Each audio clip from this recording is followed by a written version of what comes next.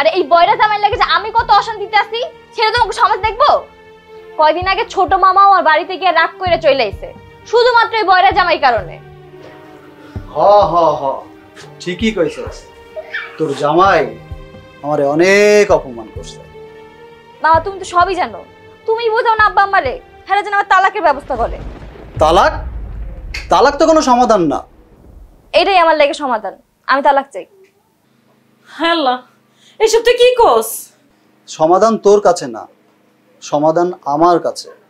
তোর কাছে কি সমাধান?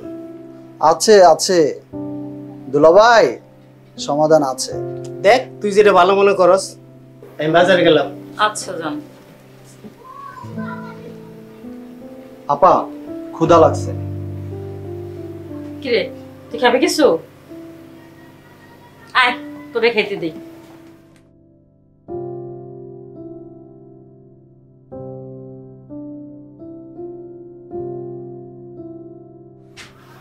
তুমি এখানে?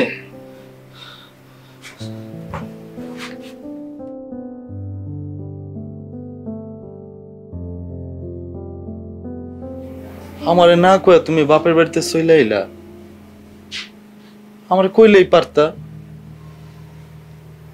আচ্ছা তোমার শরীরটা কি এখনো খারাপ? খবরদার আমার গায়ে হাত দিবা না, আমার চোখের সামনে থেকে যাও। এডি তুমি কি কইতেছো? আব্বা আম্মা শুনলে কি মনে করব? কি মনে করব? হ্যাঁ আর কিছুই মনে করব না, মনে করার দিন শেষ। মানে? দেখো এর বেশি আমি আর কিছুই করতে পারবো না। তোমার লাগে যা কর আমার আব্বা আম্মা কইব। বাইরে যাও, যাও। আচ্ছা ঠিক আছে।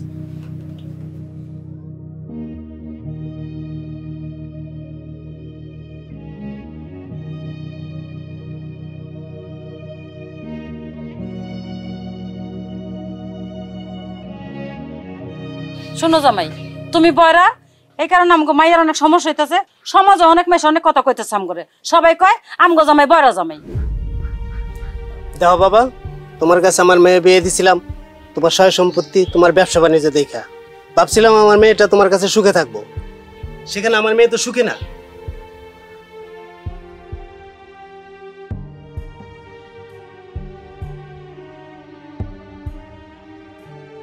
আমি তালাক চাই।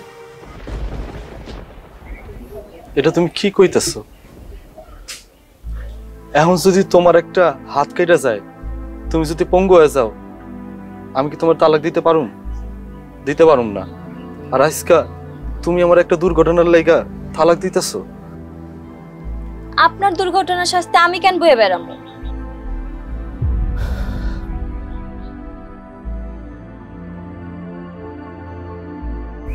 জানো পাপিয়া, আজকে একটা কথা শুই না আমার অনেক ভাল লাগতেছে।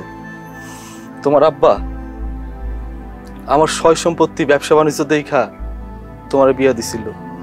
আজকে আমার ব্যবসা বাণিজ্য সয় সম্পত্তি যা কিছু আছে সবকিছুর কারণ হইলো আমার এই কান। কারণ আমি বয়রা, আমি মানুষের কথা শুনতে পারি না। আমি সামান্য কিছু টাকা নিয়ে ব্যবসা করতে নামছি, আমার আশেপাশের মানুষ আমার নিয়ে অনেক হাসাহাসি করছে, অনেক উল্টাপাল্টা কথা কইছে, কিন্তু এইসব কথা আমি কানে শুনি নাই। আমি তো বয়রা, আমি মনে করতাম কি ওনারা সবাই আমার উৎসাহ দিতেছে, এই জন্য আমি প্রতিষ্ঠিত হইতে পারছি। বাবা যদি দিতেই হয় আমার এই কানরে বাবা দেওয়া উচিত। আসলে বাবা আমি সেভাবে তোমার কথাটা বলি নাই। দেখো জামাই, তুমি যাই কও, আমার মাইয়া বয়রা জামাই লগে সংসার করবো না। দেখেন মা, আমি যখন আপনার মেয়েরা বিয়ে করছি, গ্রামের অনেক লোকজন আমার অনেক কথা কইছে। আপনার মেয়ে প্রেম নিয়ে কথা কইছে, চরিত্র নিয়েও কথা কইছে। আমি অনেক কথা বুঝছি, আবার অনেক কথা বুঝি নাই, কারণ আমি বয়রা ছিলাম। পরে আমি মিলেই দেখছি আপনার মেয়ের ব্যাপারে খারাপ কথাই কইছে, কিন্তু আমার ভিতরে তো খুঁত আছে। আমি বয়রা, কানে শুনি না, এই জন্য আমি আপনার মেয়ের সাথে আমাকে সংসারটা টিকায় রাখছি।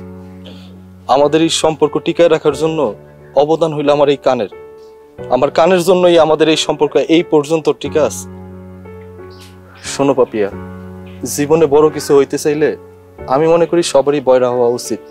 তুমি উন্নতি করতে চাইলে মানুষের সাহায্য পাও আর না পাও, মানুষের সমালোচনা ঠিকই পাইবা, আর সেগুলা বয়রার মতো না শোনার ভান করে থাকতে হইব। আমরা তো আস্তে আস্তে কথা কইতেছি, কিন্তু তুমি শুনতেছো কেমনে বাবা?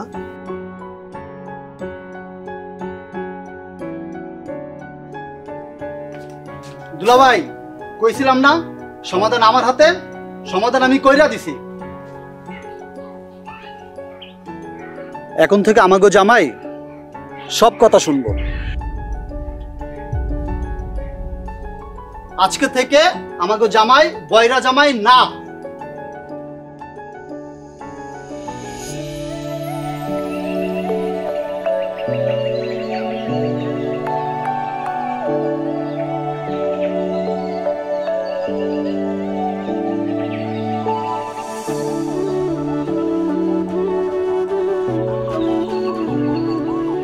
সেলিম ভাই, ভাই আপনি একটা ফাউল লোক ভাই, সত্যি ফাউল লোক। I love you. আপনার মতো হারামজাদা এই গ্রামে একটাও নাই। আপনার দেখলে ইচ্ছা করে কি জানেন? ইচ্ছা করে পাশে রাখাই বসায় রাখি।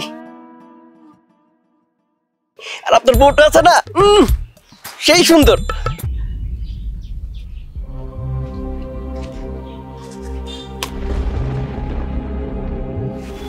আমার বড় নিয়ে কোনো কিছু করবি না ভাই। সেলিম ভাই মনে হয় কানে শুনতে পায়। এত কিছু কইলাম, শুনতে পাইলো না, শুধু বউয়ের কথাটা শুনতে পাইলো। কারণ আমার বউ হইলো তোর ভাবি, আর ভাবি হইলো মায়ের মতো। তাইলে সম্মান করতে হবে। তাইলে ক সেলিম ভাইয়ের বউ আমার ভাবি মা। সেলিমের বউ আমার ভাবি মা।